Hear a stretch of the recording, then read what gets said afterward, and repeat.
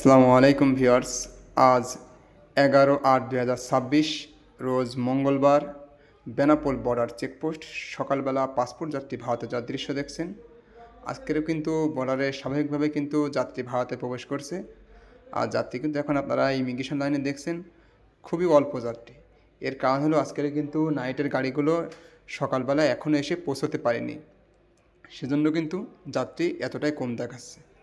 আর আজকের বেনাপোল বর্ডারের রেটটা আগেই বলে দিই। বেনাপোল বর্ডারে আজকের বাংলাদেশি টাকার রেট হলো, বাংলাদেশি 100 টাকা দিলে আপনাকে 78 টাকা 50 পয়সা দিবে। হয়তোবা 10 পয়সা রাখ পিস হয়, আমি যে রেটটা বলি হয়তোবা 10 পয়সা রাখ পিস হতে পারে, কিন্তু 50 পয়সা আপনি পাবেন। 10 পয়সা বেশি হবে কিন্তু কম হবে না।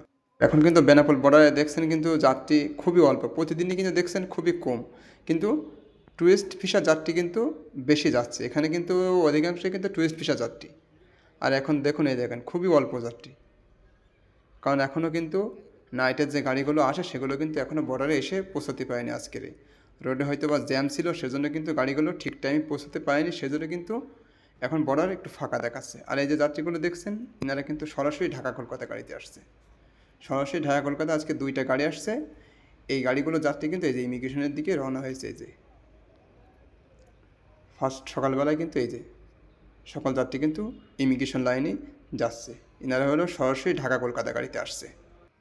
আর ঢাকা কলকাতা যাত্রীরা কিন্তু ইমিগ্রেশনে আগেই প্রবেশ করে, তারা প্রবেশ করার পরেই কিন্তু বাকি যাত্রীগুলো কিন্তু ইমিগ্রেশনে ঢোকে। এই দেখুন। আর এই যে সকালবেলা তখন বর্ডার খোলার আগেই কিন্তু যাত্রীগুলো এই যে ইমিগ্রেশন লাইনে এসে দাঁড়িয়ে থাকে ইমিগ্রেশন খোলার অপেক্ষায়। আগে ভাগে সকলে লাইন দাঁড়ায় যাতে করে ফার্স্ট ইমিগ্রেশনে ঢুকতে পারে। এই যে এটা কিন্তু 6টার আগের ভিডিও এটুক। এই দেখুন সকল যাত্রী কিন্তু এখানে ইমিগ্রেশনে দাঁড়িয়ে আছে। এই যে সরাসরি ঢাকা কলকাতার গাড়ি দাঁড়িয়ে আছে। আর এই হলো সরাসরি ঢাকা কলকাতার যে যাত্রীগুলো তারা কিন্তু আগেই ইমিগ্রেশনে প্রবেশ করছে। যে তাদের ট্রাভেল ট্যাক্স, পোর্ট ট্যাক্স এগুলো দেওয়া হয়ে গেছে, তারা কিন্তু আগেই প্রবেশ করছে। এনাদের প্রবেশের পরেই কিন্তু বাকি যাত্রীরা ইমিগ্রেশনে প্রবেশ করবে। আর বেনাপোল বর্ডারের বিষয়ে যদি কারো কোনো প্রশ্ন থাকে কিংবা কারো যদি কোনো কিছু জানার প্রয়োজন হয়, তাহলে আপনারা আমাদের কমেন্টসে জানাবেন। আমরা অবশ্যই আপনাদের কমেন্টসের উত্তর দেওয়ার চেষ্টা করব। আপনারা আমাদের ফেসবুকে জানাতে পারেন, ইউটিউবে জানাতে পারেন, আমরা আপনাদের কমেন্টস যে কোনো এক জায়গায় জানিয়ে দেবো।